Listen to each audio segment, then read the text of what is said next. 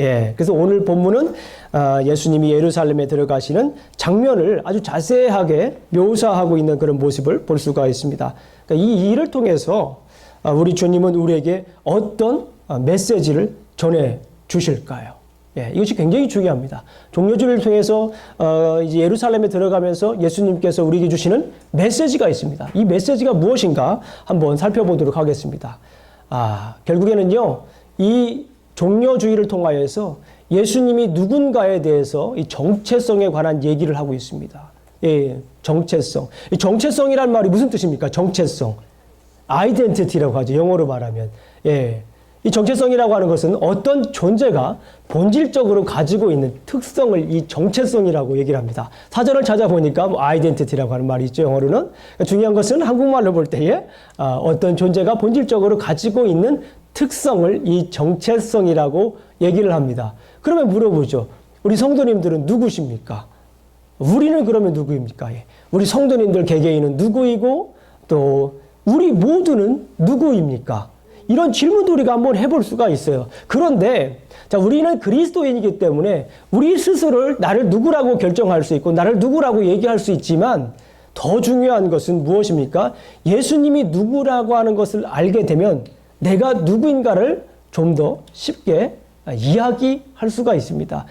나를 알기 전에 예수님이 누군가라고 하는 것을 잘 알게 되면 나에 대해서 좀 더 정확하게 알 수가 있습니다. 그래서 결국 오늘 본문에 있는 말씀은 예수님은 누군가에 대해서 얘기를 결국에는 하고 있어요. 정체성에 대해서 얘기를 하고 있는 모습을 볼 수가 있습니다. 예수님은 자신의 정체성을 드러내기 위해서 오늘 본문에 있는 말씀을 보니까 예수님은 자기의 정체성을 드러내기 위해서 어떤 일을 합니까? 요청을 하죠. 어떤 요청을 합니까? 두 제자를 보내서 건너 마을에 가서 무엇을 가지고 오라고 하죠? 예, 나귀를 가져오라고 합니다. 여기 중요한 게 있어요. 거기 가서 아주 백막 큰 거, 텍사스산, 뭐 큰 거 있잖아요. 우리 샌안토니오 가게 되면, 시월드 가게 되면 큰 말이 있잖아요. 그런 말을 가지고 오라고 한 것이 아니라 여기서 예수님께서 무엇을 가져오라고 했냐면 잘 아시는 것처럼 나귀 새끼를 가져오라고 얘기를 했습니다. 그러면서 하시는 말씀이 뭐였습니까? 주가 쓰시겠다 하라. 하면 어떻게 한다고 하시죠? 즉시 보내리라 하십니다. 중요한 말씀이 있습니다. 여기에서 이 스가랴 선지자의 말씀을 여기 인용하면서 이제 예수님께서 예수님이 누군가에 대해서 설명을 하고 있습니다. 그 본문이 이제 21장 5절에 있는 말씀입니다. 우리 다 같이 함께 읽어보겠습니다. 스가랴의 어떤 말씀인가 함께 보도록 하겠습니다. 21장 5절 말씀을 큰 목소리로 함께 읽어보도록 합니다. 시작. 시온 딸에게 이르기를 내 왕이 내게 임하나니 그는 겸손하여 낙이 곧 멍에 매는 짐승의 새끼를 다투다 하라 하였느니라. 이 말씀이요. 이 말씀은 어디에 나와 있는 성경이라고요? 스가랴서. 구약 성경에 보게 되면 12소 선지서가 있습니다. 그 12소 선지 중에 스가랴 선지서가 있어요. 예, 이 선지서에서 오래전에 이미 예수님에 대해서 이미 무엇을 하고 있습니까? 예언을 하고 있는 거예요. 예수님은 이렇게 오실 것이다라고 하는 예언을 스가랴서, 구약 성경에서 이야기를 한 것을 오늘 바로 누가 이 말씀을 이루고자 하고 계십니까? 예수님께서 이 말씀을 지금 이루고자 하고 계신 거예요. 시온의 딸에게 이를 내 왕이 내게 임하나니 왕이 임합니다. 그런데 그 왕이 무엇을 타고 오나요? 백마를 타고 옵니까? 그 왕이 전차를 타고 옵니까? 캐딜락을 타고 옵니까? 그 왕이 무엇을 타고 옵니까? 나귀를 타고, 나귀 새끼를 타고 오는 겁니다. 덩키를 타고 오는 거예요. 조그만한 덩키를 타고 오는 겁니다. 예수님이 그것을 이루시려고 지금 오늘 이야기를 합니다. 그런데 중요한 것은 여기 예수님께서 스가랴서에 있는 말씀을 이루기 위해서 나귀를 타고 오시는 것이에요. 그죠? 그런데 이거보다도 더 중요한 말씀이 있습니다. 이거보다 더 중요한 것이 무엇일까요? 예수님이 백마 타고 오지 않고 예수님이 이 나귀를 타고 오신 이유가 뭘까요? 단순히 이것은 첫 번째 중요한 것은 구약의 성경을 이루기 위해서 예수님께서 친히 이루시기 위해서 이 나귀를 타고 온 것이 중요하지만 더 중요한 것이 있습니다. 무엇일까요? 그렇죠. 오늘 주제와 키워드, 김영중 목사가 오늘 설교로 뽑은 키워드 정체성과 관련이 있어요. 누구의 정체성입니까? 그렇죠. 우리 성도님들 수준이 굉장히 높으신 거예요. 잘 따르시잖아요. 벌써 이렇게. 예수님의 정체성, 예수님이 누구인가, 예수님의 특성이 누구인가, 예수님의 본질이 무엇인가, 어떤 존재가, 정체성이 뭘 하겠습니까? 어떤 존재가 본질적으로 가지고 있는 특성이잖아요. 예수님이 본질적으로 가지고 있는 특성이 무엇인가라고 하는 것을 보여주기 위해서 예수님은 무엇을 타고 왔다라는 거예요? 나귀를 타고 오셨다라고 오늘 말씀을 하고 있어요. 성경에 보게 되면요, 이렇게 실물 교육을 하는 게 많습니다. 무슨 교육이라고요? 실물 교육. 직접 보여주시는 거예요. 이건 뭐 어떻게 보면 시청각 교육이 될 수가 있습니다. 오디오 비주얼 이펙트라고도 얘기를 할 수가 있습니다. 성경에는 이런 것들이 굉장히 많아요. 여러분들 잘 아시는 것처럼 에레미야서를 읽어보게 되면 눈물의 선지자, 에레미야를 읽어보게 되면 에레미야서 11장부터 20장까지는요, 실물 교육에 관한 것이 나옵니다. 그 중에 가장 여러분들이 잘 알고 있는 것은 무엇입니까? 토기장의 비유. 예, 토기장의 비유. 그런 비유들이 성경에는 굉장히 많아요. 오늘 이 말씀을 통하여서 주시고자 하는 말씀. 이 나귀를 통해서 예수님께서 우리에게 주시고자 하는 그 말씀이 있습니다. 무엇입니까? 예수님의 정체성. 예수님은 겸손의 왕으로 이 땅에 오셨다라는 거예요. 따라해 보세요. 예수님은 겸손의 왕으로 이 땅에 오셨습니다. 예수님은 겸손의 왕으로 이 땅에 오셨습니다. 그런데 예수님께서 왜 이렇게 굳이 나귀를 타고까지 이렇게 오셔서 실물 교육을 하셨을까요? 예, 우리 제자들의 반응뿐만 아니라 이제 예루살렘에 들어갔을 때 예루살렘 안에 있는 그 사람들의 반응을 보게 되면 예수님께서 왜 그렇게 이렇게 굳이 나귀를 타고까지 가면서 자신의 이 정체성을 겸손의 왕으로 오신 것을 보여주고 있는지 잘 알 수가 있을 수 있습니다. 자, 백성들의 반응을 보면 예수님의 행동을 이해하실 수 있을 것입니다. 우리가 이미 읽어서 아시겠지만 이 백성들의 반응이 어땠습니까? 백성들은 예수님의 정체성에 대해서 오해를 하고 있었습니다. 우리는 이미 아시는 것처럼 예수님은 겸손의 왕으로 들어가셨지만 무리들은 예수님을 오해했어요. 무리의 대다수는 그들의 옷과 가지를 베어 길에 펴면서 누구를 맞이했습니까? 왕을 맞이했어요. 예, 겸손의 왕이 아닌 높이 올림을 받은 그런 왕을 이렇게 맞이했다라고 하는 거예요. 예를 들면 전쟁에 가서 승리한 장군이나 전쟁에서 많은 사람들을 승리하고 돌아온 왕, 개선 장군이라고 하죠. 그렇게 아주 백성들은 그런 왕을 기대한 거예요. 그런 영향력이 있는, 힘이 있는, 능력이 있는 그런 왕을 지금 기대하고 있습니다. 그분들이 어떻게 얘기를 해요? 9절 말씀을 한번 보도록 하겠습니다. 9절 말씀 다 같이 한번 가나안 땅에 들어가서 어떻게 반응을 하는지 한번 보도록 하겠습니다. 9절을 한번 보겠습니다. 군중들의 반응입니다. 시작. 앞에서 가고 뒤에서 따르는 무리가 소리 높여 이르되 호산나 다윗의 자손이여 찬송하리로다. 주의 이름으로 오시는 이여 가장 높은 곳에서 호산나 하더라. 여기서 호산나가 무슨 뜻입니까? 히브리어로 말하면 호시에나라는 뜻이에요. 호시에나 비슷하죠? 네, 호산나라고 하는 것은 구원하라는 거예요. Save us. 히브리어로 말하면 호시에나가 들어가면 please라고 하는 뜻이에요. 영어로 말하면 제발 좀 우리를 구원해 주세요. 그런 뜻입니다. Now, save now, please. 그런 말이에요. 지금 우리를 구원해 달라고 얘기하는 거예요. 그런데 그 구원을 맞지만 가장 높은 곳에서 호산나 하더라. 사람들이 찬송을 하고 가장 높은 곳에서 오실 그 예수님을 이스라엘 백성들이 그토록 기대하던 메시아, 자기들을 이 정치적인 압박에서 구해줄 그런 메시아를 지금, 그런 왕을 지금 기대하고 있다는 거예요. 가난에서 구해줄 그런 왕, 가난에서 구해줄 그런 메시아, 고통 속에서 구해줄 왕, 고통 속에서 구해줄 메시아를 지금 기다리고 있다는 거예요. 이 사람들은.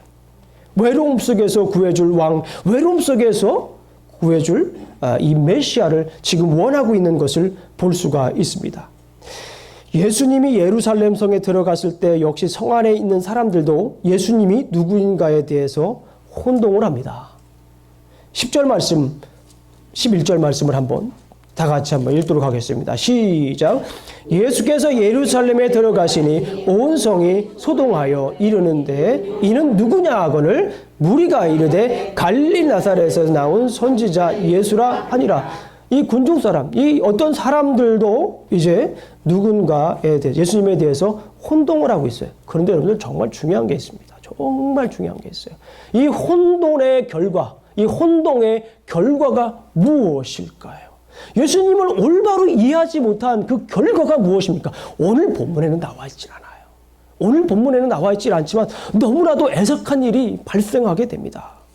우리 다 같이 한번 찾아볼게요. 마태복음 27장 22절을 한번 보겠습니다. 마태복음 27장 22절을 한번 볼게요. 22절, 23절. 우리 다 같이 한번 큰 목소리로 읽도록 하겠습니다.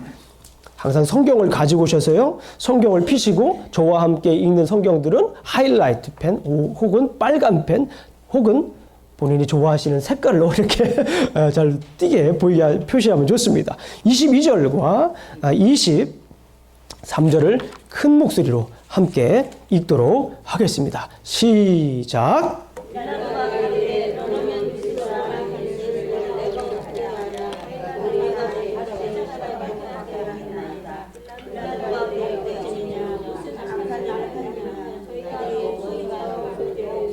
십자가에 못 박혀야 하겠다? 예. 보세요. 이 군중들이 처음에 예수님이 들어왔을 때는 호산나, 호산나, 가장 높은 곳에서 호산나라고 이렇게 구원해주세요, 구원해주세요. 당신은 높은 왕입니다라고 이렇게 얘기를 했어요. 그런데 잘못 알고 있었던 거예요. 잘못 알고 있어서 결국에 이 군중들이 무엇라고 얘기를 합니까? 호산나 다윗의 자손이여라고 이렇게 찬송했던 사람이 오늘 본문에 있는 말씀을 보니까 crucify him. 뭐예요? 십자가에 못 박으라는 거예요. 이 똑같은 사람이 그전에서는 호산나 다윗의 자손이여라고 이렇게 얘기를 하면 우리를 이 외로움 속에서, 우리를 이 압박 속에서, 우리를 이 고통 속에서, 우리를 이 가난 속에서 구해달라고 했던 이 사람들이, 그렇게 찬양했던 사람들이 예수님이 십자가에 못 박혀 돌아가신, 예수님이 십자가를 못 박혀 예수님을 십자가에 못 박으라고 지금 얘기를 하고 있는 거예요. 이 사람 똑같은 사람들이, 이 군중에 있는 사람들이 무엇입니까? 예수님의 정체성에 대해서 잘못 오해했던 그런 모습을 우리가 볼 수 있어요. 사실은요, 제가 여기서 조금 더 설명을 드리겠습니다. 이렇게 설명드리면 좀 약해요. 사실은 당시 사람들은 복음서가 쓰여질 당시부터 예수님을 뭐 했을까요? 오해했어요. 마태복음을 여러분들 한번 나중에 저하고 한번 공부를 하실 거예요.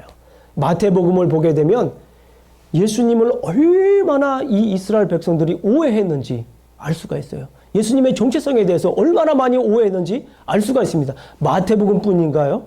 예, 누가복음, 마가복음, 요한복음에 이르기까지 예수님에 대해서 이 이스라엘 백성들은 당시 굉장히 많은 오해를 하고 있었던 것을 우리가 볼 수 있어요. 마태복음 전체를 살펴보게 되면 마태복음 자체는 예수님의 정체성에 대한 오해로 얼룩져 있어요. 뭐로 얼룩져 있다고요? 예수님의 정체성에 대한 오해로 얼룩져 있는 게 마태복음입니다. 그렇다면 여러분들 김영준 목사와 함께 마태복음을 잠깐만 공부를 하도록 하겠습니다. 저를 한번 보세요. 자, 이런 걸 안 쓰셔도 됩니다. 네. 마태복음을 이루는 다 중요한 5가지 설교가 있습니다. 몇 가지요? 5가지 설교가 있습니다. 제 손을 보셔야 돼요. 5가지 설교가 있습니다. 첫 번째 설교는 5장부터, 안 적으셔도 돼요. 그냥 이해만 하세요. 제가 아마 10번 정도 하시면 여러분들 머리 들어오실 거예요. 아마 10번 정도 할 거예요, 앞으로도. 예. 5장부터 7장까지는 산상수훈, 한 첫 번째 설교입니다. 그죠? 10장은 제자들을 부릅니다. 그리고 세 번째는 13장에서 천국에 관한 비유를 합니다. 그리고 18장에서 다시 교회의 여러 가지 비유에 대한 말씀을 하세요. 그리고 24장과 25장에서 종말론에 관한 설교를 해요. 마태복음을 보게 되면 중요한 마태복음의 5가지 기둥이 있습니다. 이 5가지 기둥은 5장부터 7장까지 산상수훈, 10장에 제자를 부르는 거, 13장에 천국 비유, 그 다음에 18장에 18장에 여러 가지 교회 비유들, 그 다음에 마지막에 종말론 강화로서 24장과 25장이 이렇게 되어 있어요. 그런데 마태복음을 좀 더 연구해보면 정말 기가 막힌 게 뭐냐면 앞에 5장까지니까 그 앞에 뭐가 있어요? 1장부터 4장까지. 이렇게 여기에는 이야기로 돼 있고 여기는 설교로 돼 있어요. 여기는 무슨 얘기로 돼 있냐면요. 1장부터 4장까지 여러분들 잘 아시는 것처럼 무슨 얘기가 있어요? 예수님이 족보, 그렇죠. 그거를 좀 다른 말을 말씀을 드리면 예수님의 역사적인 배경이라고 해요. 족보. 그 다음에 예수님의 이름을 지어주면서 뭐라고 해요? 너는 예수라고 하는 이름의 뜻이 무엇입니까? 구원자. 이렇게 그냥 대답을 잘하시네. 그 다음에 그 다른 이름을 또 천사가 지어주죠. 그 이름이 무엇입니까? 예. 박수 한번 주세요. 임마누엘의 뜻이 무엇입니까? 함께 하시는 거. 그 예수님의 이름을 보게 되면 예수님의 신학적인 배경을 알 수가 있는 거예요. 예수님은 우리를 이 세상에 구원해 주시기 오신 겁니다. 그리고 구원하신 다음에 끝나는 것이 아니라 구원 이후에도 우리와 어떻게 하시는 거예요? 함께 하신다. 그 이름을 보게 되면 우리가 알 수 있어요. 그런 다음에 예수님이 어떻게 하십니까? 시험을 받으신 다음, 물론 그 전에 침례 받으시고 4장에서 시험 받으시고 3장에서 침례 받으시고 4장에서 시험 받으시고 그 다음에 예수님께서 본격적으로 그분의 말씀을 선포합니다. Repent, for the kingdom of God is near. 회개하라, 천국이 가까웠느니라고 이제 예수님께서 거기에서 설교를 하시는 거예요. 그 말씀을 하늘나라에 대해서 뭐에 대해서요? 하늘나라에 대해서. 예. 하늘나라가 가까웠으니까 빨리빨리 회개하라는 거예요. 하늘 천국 복음에 대해서 얘기를 한 다음에 하늘나라에 대해서 얘기를 한 다음에 그 다음에 5장부터 7장이 뭐라고 했어요? 산상수훈. 천국에서 천국 시민으로서 살아야 할 이야기를 얘기를 하고 있어요. 그 원리가 산상수훈이에요. 천국에 대해서 하늘나라에 대해서 설명을 하시고 선포하시고 거기 안에서 살아야 할 백성들이 어떻게 살아야 되는지 그 원리를 말씀하시고 블루프린트를 얘기한 것이 이 산상수훈입니다. 그런 다음에 예수님은 8장부터 9장까지 자신의 권위를 말씀해요. 그래서 나병 환자도 고치고 중풍병자도 고치고 귀신을 쫓기도 하고 그럽니다. 그런 다음에 이 10장에서는 그런 다음에 그 사역을 다 할 수가 없어요. 그러니까 누구를 부릅니까? 제자를 불러요. 10장에서 제자를 불러서 파송을 합니다. 그러니까 제자를 불러서 파송하는 게 가만히 보니까 저 사람이 조직적으로 예수님이 점점 그 메시지도 파워풀만 아니야, 영향력이 커지는 거예요. 그러니까 주위 있는 사람들이 이 12장부터 11장, 12장에서 예수님의 권위에 대해서 반대를 해요. 바리새인들과 서기관들이 예수님을 반대합니다. 이 12장과 11장, 12장에 그런 내용이 나와 있어요. 그런 다음에 13장에서 예수님이 안 되겠다.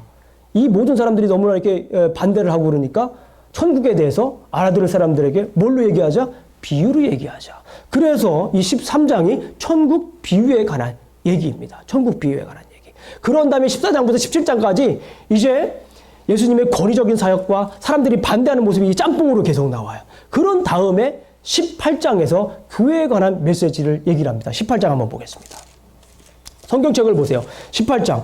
여러분들이 잘 아실 거예요. 지난번에도 제가 한번 말씀을 드렸어요. 18장에서 교회에 관해서 이제 얘기를 합니다. 교회에 관해서 어떻게 지내야 되는지 얘기를 하는데 보세요. 18장입니다. 지금 18장인데 제자들이 지금 예수님에게 물어봅니다. 뭐라고 물어보는지 굉장히 중요하고 예수님이 어떻게 답하는지도 굉장히 중요합니다. 자, 어떻게 제자들이 예수님을 오해했는지 보겠습니다. 자, 18장 1절 다 같이 큰 목소리로 읽습니다. 시작. 그때에 제자들이 예수께 나와 이르되 천국에서는 누가 크니까?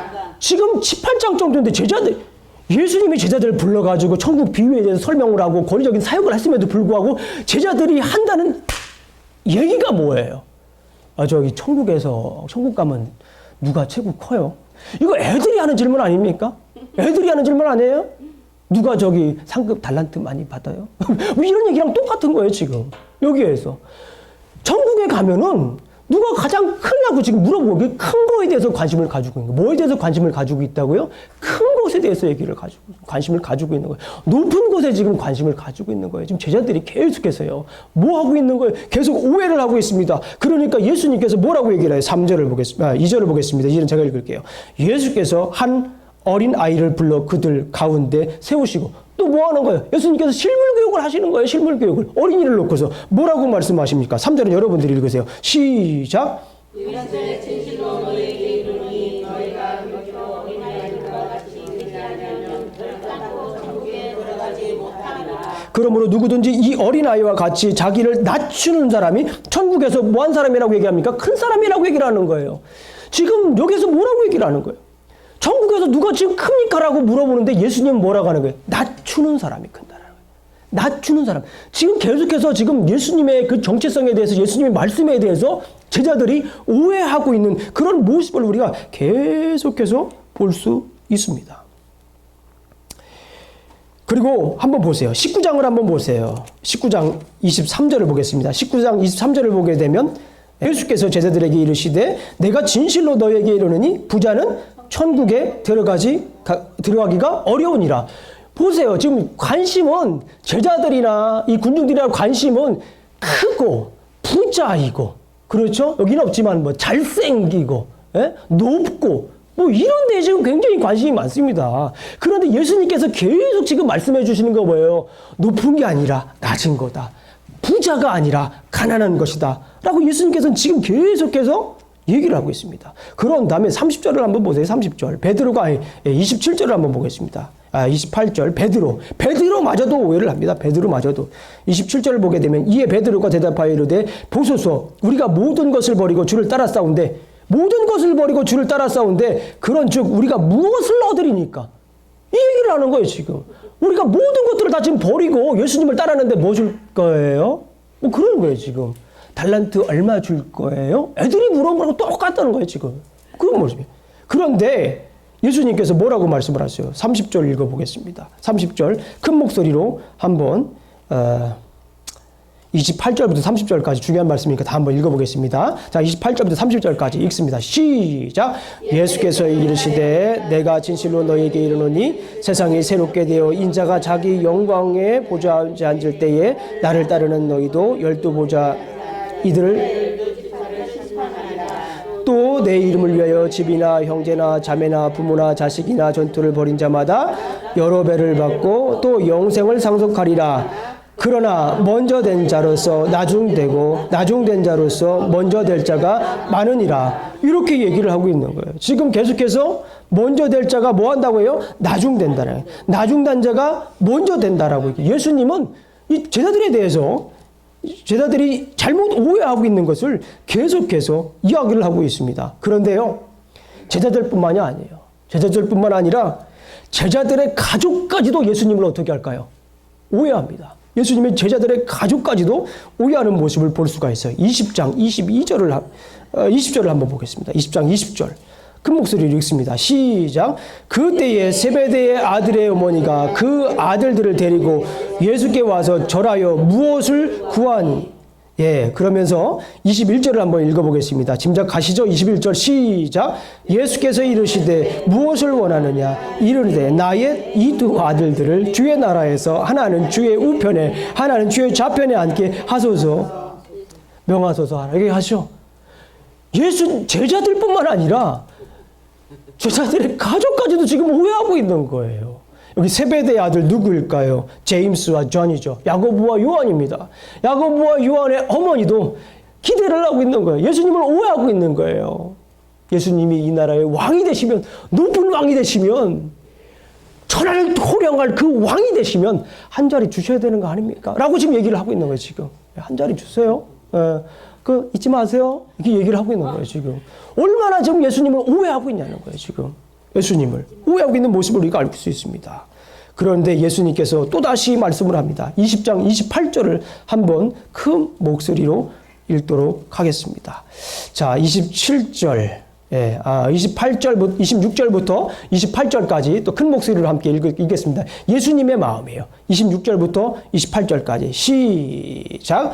너희 중에는 그렇지 않아야 하나니 너희 중에 누구든지 크고자 하는 자는 너희를 섬기는 자가 되고 너희 중에 누구든지 으뜸이 되고자 하는 자는 너희 종이 되어야 하리라. 인자가 온 것은 섬김을 받으려 함이 아니라 도리어 섬기려 하고 자기 목숨을 많은 사람의 대속물로 주려 함이니라.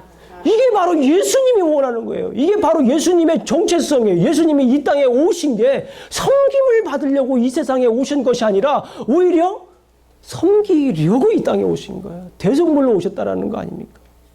근데 많은 지금 제자들은 오해를 하고 있습니다. 예수님에 대해서 높임을 받으실 큰 정치적으로 영향력을 발휘할 그 왕, 이 우리의 로마의 압제로부터 해방시켜줄 군조로 왕을 지금 기대하고 있다는 거예요.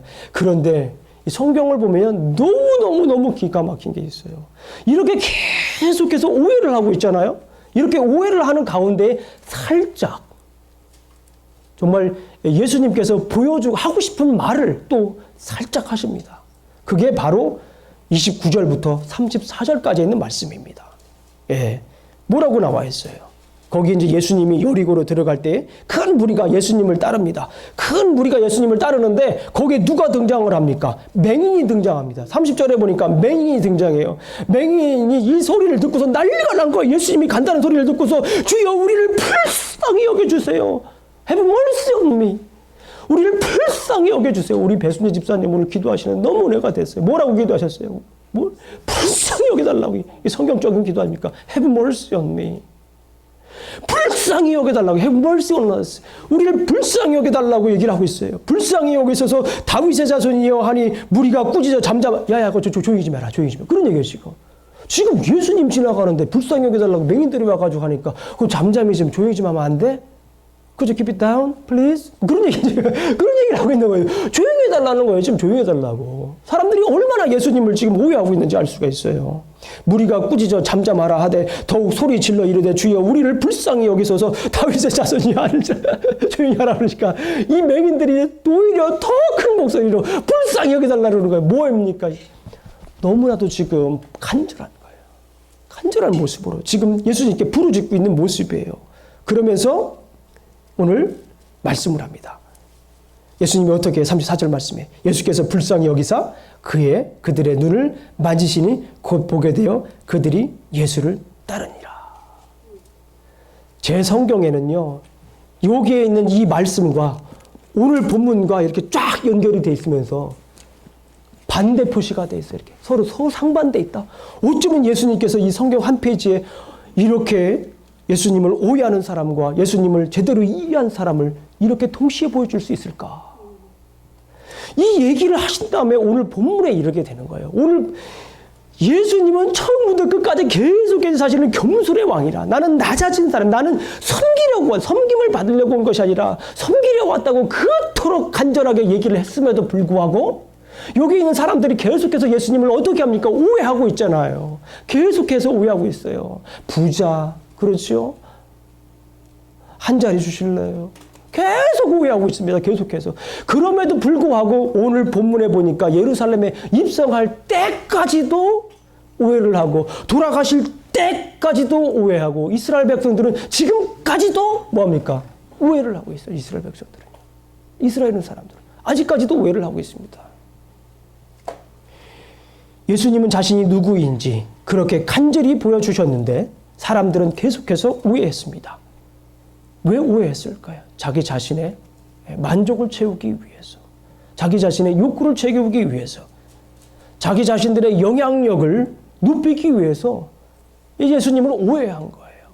예수님은 그런 분이 아니야. 나 그런 사람 아니야. 나 그런 사람 아니야. 근데 계속해서 자기 자신만 예수님은 그런 분이신데요. 예수님은 그런 분이신데요. 높임을 받으신 분이고요. 우리 이 어려움 속에서 정치적인 어려움 속에서 해방해 주실 그런 군주신데요. 그러셔야 되는 거 아닌가요? 그러셔야 됩니다. 꼭 그렇게 되셔야 됩니다. 아셨죠? 라고 지금 얘기를 하고 있는 거예요.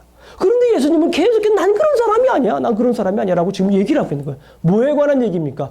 정체성에 관한 얘기. 계속해서 오늘 본문에서 얘기해 주고자 하는 그 중요한 메시지가 뭡니까? 예수님의 정체성, 예수님의 존재가 본질적으로 가지고 있는 특징, 그것이 무엇입니까? 겸손의 왕이라는 거예요. 겸손의 왕. 그래서 오늘 본문의 메시지를 이렇게 정리를 할 수가 있습니다. 사람들은 예수님을 지극히 높으신 왕으로 맞이하셨지만 예수님은 겸손의 왕으로 예루살렘에 들어가셨다. 이것이 오늘 이야기의 말씀의 요약입니다. 그렇다면 김영중 목사의 메시지는 이것입니다. 예수님은 하나님이셨지만 우리를 구원하시기 위해 종의 몸으로 오셔서 십자가에 돌아가셨다. 이것이 김영중 목사의 메시지가 되는 것입니다. 여러분들, 예수님은 오늘 어떤 왕으로 오셨다고요? 겸손의 왕으로 오셨습니다. 그러면 우리가 예수님을 통해서 우리가 배워야 될 게 뭡니까? 겸손이에요. 그죠? 겸손입니다. 근데 여러분들 겸손이 무언가요? 저는 일주일 동안 내내 이 겸손이 뭔가라고 하는 것에 대해서 떠나질 않았습니다. 기도할 때도, 밥을 먹을 때도, 성경을 연구할 때도, 심지어 잘 때도 이 생각을 한 것 같아요. 겸손이 뭡니까? 하나님, 겸손이 뭐지요? 저에게 좀 알려주세요. 예수님은 이 땅에 겸손의 왕으로 오셨다고 그러는데 우리가 그렇게 살아야 되는데, 예수님이 겸손의 왕이기 때문에 우리도 예수님을 본받아서 겸손하게 살아야 되는데, 예수님 저에게 겸손이 뭔가 딱 알려주세요. 그래야 제가 우리 성도님들에게 알려주실 거 아니에요. 목사님 말씀해 주세요. 예, 목사님이 아니라 제가 목사님하고 얘기했나 봐요. 하나님이 말씀해 주세요. 예수님 말씀해 주세요라고 계속해서 기도를 했어요. 그런데 예수님께서 그런 생각을 주신 거예요. 저한테. 겸손이라고 하는 것은 너 혼자만의 문제가 아니라 관계적인 개념이다. 관계적인 개념이라는 게 뭐예요? 나 혼자만의 것이 아니라 서로 관계된 거래요. 겸손이라고 하는 것은 나 혼자만 겸손해서 되는 게 아니라는 얘기예요. 결국에는 겸손은 나뿐만 아니라 우리 상대방에게도 함께 생각을 해야 될 중요한 개념이라는 거예요. 나 혼자 아무리 겸손해도 이거는 겸손의 올바른 의미를 이해하고 있지 못하다라는 거예요. 나 안에 갇혀 있어서는 안 되네. 겸손이라고 하는 것은 내 안에 갇혀 있어서는 안 되고, 나뿐만 아니라 상대방. 예. 네, 그죠? 그 마틴 부버라고 하는 사람이 그런 책을 썼어요. 나와 너, ich und du. 맞죠? 우리 최근수 우리 지휘자님이 오스트리아 빈에서 공부했기 때문에 독일어를 굉장히 잘하십니다. ich und du. 맞죠? 나와 너. 그렇죠? 예. 그렇습니다. 나만 생각하는 게 아니라 너를 생각하고. 이게 뭡니까? 나만 생각하는 게, 너를 생각하는 게 이게 뭡니까? 우리 아니에요, 우리. 그래서 우리 교회 아닙니까? 예. 그래서 우리 교회입니다. 나만 생각하는 게 아니에요. 우리를 생각하는 거잖아요. ich und du. 예, 맞습니다. 그래서 겸손이라고 하는 것은 1차적으로 관계적인 개념이라는 것을 알게 됐어요. 나 혼자만의 것이 아니라 우리와 관계된 개념이라는 걸 알게 됐습니다. 겸손은 상대를 알고 그에게로 뭐 하는 걸까요? 내려가는 거예요. 맞춰주는 거. 상대를 알고서 끝나는 게 아니에요. 상대를 알고서 거기서 끝나는 게 아니라 그곳으로 가야 되는 거예요. 어떻게 한다고요? 상대를 이해하고 그곳으로 가야 합니다. 상대방을 우리가 제가 여러 번 설교했습니다. 상대방을 이해하기 위해서는 어떻게 됩니까? 그 상대를 관찰해야 됩니다. observation 해야 돼요. 관찰해야 돼요. 이 사람이 뭘 좋아하나? 이 사람이 뭘 싫어하나? 이걸 관찰해야 됩니다. 어떤 때는 기분이 좋고, 어떤 때는 기분이 나쁘고, 바이올리즘까지도 알아야 돼요. 이 상대방을 관찰합니다. 관찰하면 어떻게 돼요? 그 사람을 이해할 수가 있어요. 그 사람이 그래서 그때 울었구나. 그 사람이 그때 그래서 나한테 눈을 이렇게 째렸구나. 그때 그 이해하는 거예요. 그래서 이해하는 거예요. 관찰하면 그 사람을 이해할 수 있어요. 그걸 우리가 좀 어려운 말로 해석이라고 해요. 그 사람을 해석할 수가 있어요. 여기까지는 우리가 잘합니다. 그렇죠? 그래서 제가 가만히 생각을 해봤습니다. 하나님, 이것도 좀 어려워요. 조금 더 쉬운 단어를 하나 주시면 안 될까요? 제가 그래서 하나님께 기도했는데 하나님께서 저에게 주신 말씀이 있습니다. 그 영어 단어 중에 그런 게 있습니다. understand. understand라고 하는 말을 가만히 이렇게 째려보면 두 단어로 연결이 돼 있어요. under와 stand. 그죠? 예. understand. 그 사람을 이해한다라고 하는 건 뭐예요? 밑에 쓰는 거예요. 그 사람을 이해하고 그 사람에게로 내가 가는 거예요. 뭐 하는 거예요? understand 하는 거예요. 내가 upper stand 하는 거예요. 째려보면 이렇게 위에서 이렇게 보는 거예요. 경기장 높은 곳에서 야구 플레이를, 아니면 농구 플레이를 보듯이 이렇게 경기를 보고 이렇게 upper stand 하는 게 아니라 understand 하는 거예요. 내가 이해하는 겁니다. 뭐라고요? 겸손이라고 하는 것은 나를 이해하고 그 사람을 이해한 다음에 거기서 끝나는 게 아닙니다. 끝나는 게 아니라 그 사람에게 내게 가야 돼요. 뭐 해야 된다고요? 그 사람에게 내게 가야 됩니다. 내가 손을 내밀고 자존심이 좀 상해도 그 사람에게 내게 가야 돼요. 뭐 해야 된다고요? 그 사람에게 가야 됩니다. 이게 겸손입니다. 나만 겸손하고 아유 저요 뭐 별로 하는 것도 없고요. 이러고서 가만히 있으면 이게 겸손이 아니라는 거예요. 내가 그 사람에게 뭐 해야 된다고요? understand 가야 되는 거예요. 그런데 왜 많은 사람들이 겸손하지 않을까요? 안타까운 것은 많은 사람들이 내려가지 않습니다. 이해는 하죠. 교회에서 많은 목사님들이 이해하라고 대화를 풀라고 그러고 이해하라고 그런데 이해는 하죠. 이해는 하는데 정작 가지 않습니다. 그러고 뭐라고 해요? 네가 와라. 네가 와야 될 거 아니야. 왜 내가 가야 되니? 이해를 했으니까. 그거예요. 그게 뭡니까? 교만이라고 하는 거예요. 내가 가면 뭐가 되는 거예요? 겸손이 되는 거예요. 그러나 내가 가지 않고 네가 와라. 따라해보세요. 네가 와라. 그거는 교만이에요. 네가 와라는 거예요. 그건 교만입니다. 겸손의 왕으로 오신 분은 뭐예요? 예수님. 예수님은 이 땅에 뭐 하셨어요? 내려오셨어요. 이 겸손의 대표적인 내려오신 분의 대표적인 사람이 누구예요? 예수님 아닙니까? 너희 안에 이 마음을 품으라. 그리스도 예수의 마음이니. 여러분들 이 말씀 꼭 외웠으면 좋겠어요. 빌립보서 2장 5절 말씀. 예수님의 겸손. 이 말씀이 주는 중요한 의미 두 가지가 있어요. 삼위일체의 근거고요. 예수님의 겸손에 관한 얘기를 하고 있는 아주 중요한 본문입니다. 삼위일체. 삼위일체가 성경에 어디 있어라고 하는 분들 많아요. 만나다 보면 깜짝 놀라요. 이렇게 성경을 모르는 무시한 사람들. 제 그런 생각이 듭니다. 얼마나 많은데 성경에 삼위일체가요. 너희 안에 이 마음을 품으라 곧 그리스도 예수의 마음이니. 그는 누굽니까?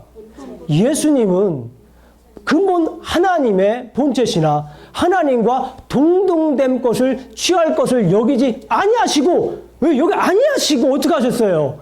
오히려 자기를 비워 종의 형체를 가지사 사람들과 같이 되셨다는. 어떻게 하신 거예요? 내려오신 거예요. 어떻게 했다고요? 내려오신 거예요. 예수님이 만약에 네가 와라. 그래서 우리 하나 올라가야 되는 거예요. 그럴 수 있나요? 우리가 내려가는 겁니다. 예. 겸손이라고 하는 것은 네가 와라가 아니에요. 내가 먼저 가는 겁니다. 사람의 모양으로 나타나사 자기를 낮추시고, 예. 여기서 자기가 누굴까요? 예수님. 자기를 낮추시고 죽기까지 복종하셨으니. 예수님이 이 말씀을 보니까 그런 거예요. 예수님이 겸손하셨기 때문에 십자가에 못 박혀 돌아가신 겁니다. 그게 바로 예수님의 사랑이기도 하시죠. 예수님이 뭐 했어요? 먼저 우리를 예수님이 사랑하셨어요. 그렇죠? 예수님이 먼저 이곳에 내려오셨어요. 그러니까 우리가 오기를 기다리지 말고 뭐 해야 돼요? 겸손이라고 하는 것은 내가 가는 겁니다. 아멘? 내가 가는 게 겸손입니다. 찾아가는 거. 이게 겸손입니다. 더 볼까요? 곧 십자가의 죽으심이라. 이러므로 하나님이 그를 지극히 높여 모든 이름에 뛰어난 이름을 주셨다는 거예요. 예수님이 그렇게 내려가시니까 모든 이름에 뛰어난 이름을 주셨다는 거예요. 우리도 한번 가보세요. 예. 처음 한 일주일 정도는 기분이 나쁘실 수도 있어요. 아, 내가 굳이 그럴 필요가 있었나? 아, 존심 상하네. 그럴 수도 있어요. 그런데 그게 바로 그리스도인의 모습입니다. 저는 뭐 참 그리스도인 뭐 그런 말 쓰고 싶지 않아요. 아, 그리스도인이면 다 그리스도인이 뭐 참 그리스도인 있고 거짓 그리스도인 있습니까? 그리스도인 다 그리스도인이에요. 그렇죠? 예, 네, 그리스도인입니다. 내가 먼저 그곳에 갔을 때에 나를 어떻게 주실까요? 하나님께서 나를 높여주십니다. 나를 높여주셔요. 내가 겸손하면, 내가 먼저 가면 이제 하나님께서, 다른 사람들은 몰라요. 다른 사람들은 어떻게 하는데 관심 갖지 마세요. 그거는 그 사람들 몫이에요. 누구 몫이라고요? 그건 그분들의 몫입니다. 그러나 중요한 것은 뭐예요? 누가 나를 높여주신다는 거예요? 하나님이 나를 높여주신다는 거 아닙니까? 그게 성경 말씀에 써 있잖아요. 예? 내가 겸손해서 내려가니까 그 사람은, 다른 사람들은 어떻게 생각할지 몰라도 하나님이 나를 높여 들어 써주신다고 하는 말씀이에요. 그죠? 하늘에 있는 자들과 땅에 있는 자들과 땅 아래에 있는 자들로 모든 이름을 예수의 이름에 뿔게 하신다라고 하는 말씀이에요. 모든 이름으로 예수 그리스도를 주라 시인하여 하나님 아버지께 영광을 돌리게 하셨느니라. 우리 사랑하는 성도님들, 예수님처럼 겸손으로 서로 섬기십시오. 그분은 높임을 받기 위해서 이 땅에 오신 것이 아니에요. 섬김을 받기 위해서 이 땅에 오신 것이 아닙니다. 오히려 섬기려고 이 땅에 오신 겸손의 왕이십니다. 그래서 많은 분들의 대속물로 돌아가신 겁니다. 상대를 이해하고 내려가는 삶이 되시기를 소망합니다. 주위를 한번 돌아보십시오. 내가 오늘 이해하고 내려가서 함께 해야 할 사람들이 있는지 한번 생각해 보십시오. 지금 머리에 번뜩 떠오르는 사람 있죠? 그 사람이 바로 그 사람입니다. 어떻게 됩니까? 내려가십시오. 그것이 예수님의 겸손의 삶을 따르는 삶인 줄로 믿습니다. 기도하시겠습니다. 하나님 아버지, 오늘도 부족한 종이 또 이렇게 말씀을 증거했습니다. 겸손의 왕으로 오신 주님을 우리가 늘 따라야 하는데 우리 마음속에 우리가 높아지려 하고 우리가 많이 가지려고 하고 우리의 힘이 더 많아지기를 계속 생각하고 따라가려고 합니다. 하나님 아버지 도와주시고 예수님 도와주시옵소서. 우리가 정말 겸손의 삶으로 살고 싶습니다. 주님처럼 살고 싶습니다. 주님 이해하고 내가 먼저 갈 수 있도록 도와주시옵소서. 내가 당신이 오라고 얘기하는 것이 아니라 내가 먼저 갈 수 있는 그런 마음을 저희들에게 주시옵소서. 그런 긍휼한 마음을 저희들에게 주십시옵소서. 주님 도와주시옵소서. 당신의 삶을 따라갈 수 있도록 도와주시옵소서. 당신의 도우심과 당신의 인도하심과 당신의 보호하심이 필요합니다. 도와주시옵소서. 예수님 이름으로 기도합니다. 아멘.